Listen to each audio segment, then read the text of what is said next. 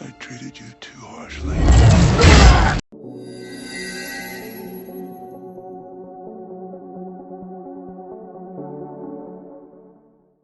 About 9 months ago, I decided to start watching Dexter as I heard that there was going to be a revival season because fans hated its initial ending back in 2013. And after months of watching through everything and actually getting a bit behind on schedule, having to binge this new revival show, Dexter New Blood, it is now time to talk about all 9 seasons of Dexter, starting from the worst and moving to the best, and there is a lot to talk about. Season 8 was the initial final season of Dexter, and it gets most of the hate because of that unsatisfying ending. And it's true, it does really deliver on a frustrating note, but I'll get onto that a bit later. For a season as a whole, it wasn't that bad. It was actually quite enjoyable for probably about the first quarter of it, or even first half. But the minute Hannah showed up, it really changed genre, and Dexter as a character just felt not like himself. This really was a unique season to start with in the sense that it picked up after such a huge deal like LaGuerta's death and showed how Deborah and Dexter were dealing with it all in their different ways. Bring in a new character, Dr. Vogel, with some interesting ties to Harry, and you have some interesting dynamics. But as I said, once Hannah shows up, it really does turn into like a soap opera. And you're probably wondering about this rating. If it wasn't for that decent first half, it would be a lot lower, but it really does crumble in the second, where with most shows dealing with an antagonist as the main character, it all culminates and ends in them being caught and either arrested or killed. Here it does neither. It tries to make you think that Dexter dies, but ultimately he doesn't. And what I love about Breaking Bad especially is that shock of everyone finding out about Walter White's true self, and I was very anticipated thinking we'd get it here with Dexter, but we don't, and I feel like it's such a missed opportunity that the show was building up. You see all these close encounters or all these personal interactions with these characters where you'd think like, oh, once they find out it will be a really shocking moment, but they never do, so it was very unsatisfying. Not to mention certain actions he took just didn't make a lot of sense. This season fails to pay off all that came before it, and really does feel like a bit of a joke because a lot of people could have written a better ending, but nonetheless it is the end that we got, at least the end for that time being.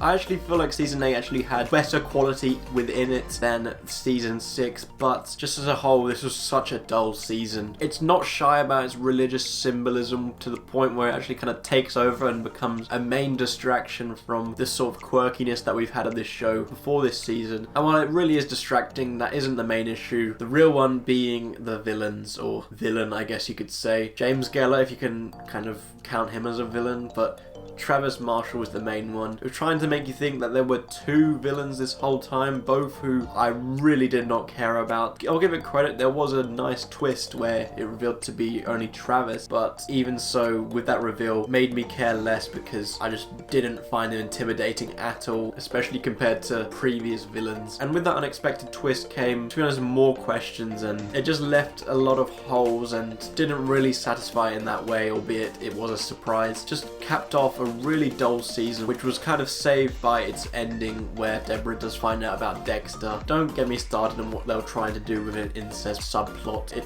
really made me uncomfortable, and literally I had an episode at an 8 out of 10 once on IMDb, and as soon as they started bringing in those themes, I quickly changed it to a 6 because it really soured my enjoyment. Just to clarify, this is a big increase in quality over the previous 2 seasons, as you can tell by the rating. And while it's not one of the best, I overall thought that this was quite a decent season of Dexter, and certainly one that feels the most unique. I wasn't entirely on board at first watching through it. It took a few episodes to adjust to this tone, because at first I was missing the quirkiness of whether that's the intro, the life of Miami, or even the lovable side characters, but then I soon realized it's going to be a very different show, so it didn't bother me too much in the end. So yeah, it took a few episodes to adjust, but once I did, I was kind of wrapped up in this small town murder mystery, and not to mention Dexter's usual antics. Issues between Harrison and Dexter uniting were handled pretty well, I won't lie, for the most part, with the relationship perhaps being the strongest part of the whole season for me. I wasn't blown away by this season by any means, but overall quite consistent up until halfway through its season finale. This was the only real frustrating part of this whole show, and it's the most important because it's how they execute it. And I may dive into a few spoilers here, so consider that a warning for the finale. For me personally, I found this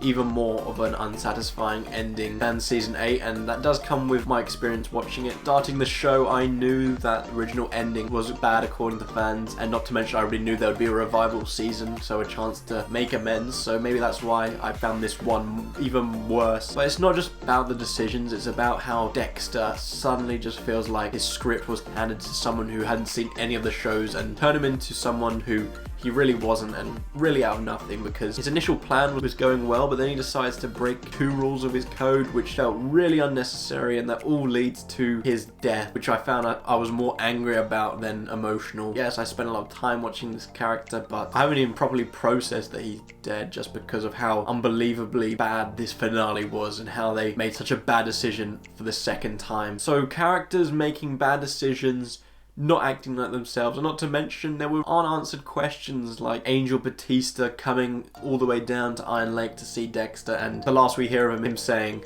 "I'm on my way." We don't get any more of that, not to mention a really unsatisfying end for our titular character. So it's a really disappointing finale, but as a season overall, it is pretty solid except for how it ended, which is extremely frustrating.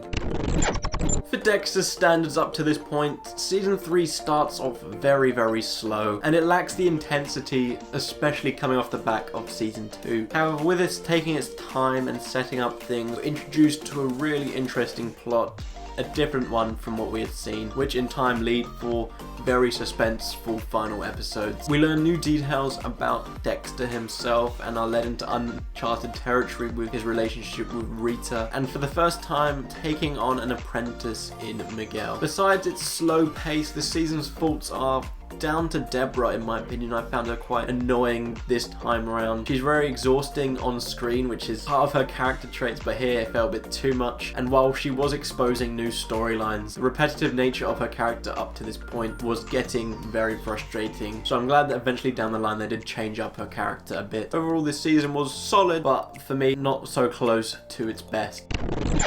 In between this show's worst 2 seasons, in my opinion, stood season 7, a bit of a hidden gem and one of the most unique. Battles many new experiences with the introduction of Deborah into Dexter's secret life, and adding a troubled love interest for Dexter once again was furthermore explored to greater depths than it had been with Lila and Lumen. With this new feel of Deborah being involved with Dexter's secret life, it produces new scenarios for the show which were really hard to imagine all the way back in season 1. Credit has to go to Jennifer Carpenter here, who really does sell this pawn character, who for me gives her best performance of the entire show, where she's conflicted between her love for her brother and the right thing to do. And all of this leads towards a really shocking moment in the finale.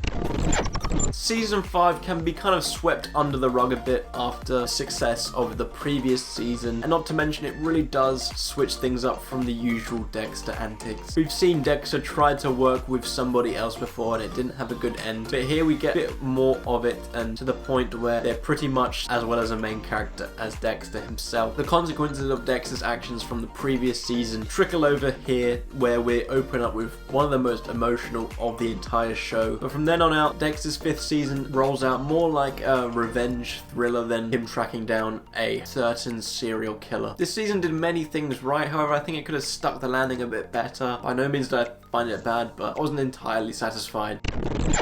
Rarely do you see a first season figure out everything straight away, and while I can't say every single thing is in its best quality that continues throughout the show, it certainly has a lot figured out going forth. We're introduced to such a unique character, and while shocking things do happen, you can tell that it's easing towards more shocking things to happen down the line, which eventually do happen. The show shares similarities to other shows which have dealt with the antagonist as the main character of, as mentioned, Breaking Bad. This actually starting before Breaking Bad did. But where this is different from Breaking Bad with Dexter's secret life is he has nobody to talk to but his imagination of his dad. And I guess in a way with the narration, the viewer as well, who he can talk to, and it's really unique and different from what I have seen before. The plot was nice and simple, as you know, it's starting off, you don't want to do things too complex. Those were for later down the line, which do happen, but as an introductionary season, I don't think Dexter Season 1 could have done much more. As great as most of the other seasons were, second and first really do stand high above them in my opinion, and to be honest, it was a very tough decision to decide which one was better. As mentioned, crazy and shocking things did happen in Season 1, but Season 2 really did build upon them, elevating those elements to new heights and putting the titular character in unfamiliar territory as well. Following on from that previous season, we have two new characters who cause Dexter problems, both in his personal life with Lila and his professional life with Frank Lundy. Not to mention James Stokes continues to look over Dexter's shoulder in terms of trying to see what he's up to. The tension that is packed throughout this whole season is unbelievably painful to sit through, as you don't know what's going to happen, and also that characters are just so unpredictable. As I mentioned, Lila, I've looked into it, people said that she's the worst character in the entire show, and me looking at that makes me feel like this season did succeed in what it was trying to do, because she was never going to be a character that we all love, because she was making Dexter do the bad things, bring out his darkness. She wasn't trying to help his health, so I think she played her role well. And also I thought Deborah was someone who was only going to be in this show as she has her ties with Miami Metro homicide and to be the victim of Season 1's killer, but no, time is devoted to develop her character here as well as her PTSD from the events of Season 1. So I think this is such a fantastic season of the show, and is really unfortunate to miss out on top spot because I did have it there for quite a while. Just like Season 2, Season 4 was spectacular. The only real difference which edged this past Season 2 for me is John Lithgow as Arthur Mitchell, the Trinity Killer. From the moment he appears to the very final moments of the season, he cemented himself as one of the best villains on TV and the best villain in this entire series for me. Not only is it because of the issues he causes Dexter, but it's his presence as well. And not to mention, on the outside he looks like a happy family man with the perfect life, and then can snap and say some really dark things or do even darker things. What I like a lot about this show is how it never sticks to one thing.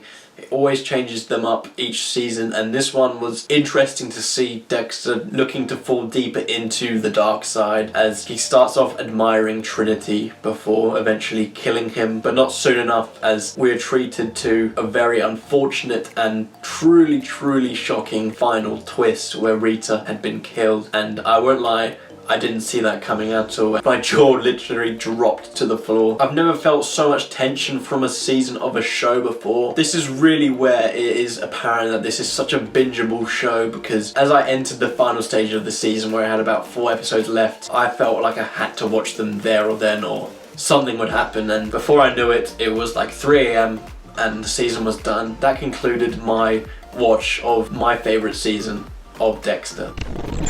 Thank you so much for watching. That concludes my ranking of all 9 Dexter seasons. I'm not sure if they will end up making another because of, well, Dexter's dead, but I've heard that some reckon they will make a Harrison spin-off, which, you know, I'll watch for the sake of making this video again, but I won't say I'd be excited or happy about it. Another thing I won't say is that I've been a Dexter fan for ages, because as I mentioned, I only started watching this series about 9 months ago, but I have enjoyed the journey along the way. But like most, disappointed with both endings, and surely this has to be some kind of record for messing up a finale twice. You know, they brought back this revival season to deliver a more satisfying ending, but for me I think it's even less satisfying because it's a definitive answer to Dexter, where he is now dead, whereas before, you know, he was teased to be a lumberjack. But anyways, let me know what your ranking is down below. Please like and subscribe, and I hope to see you in my next video.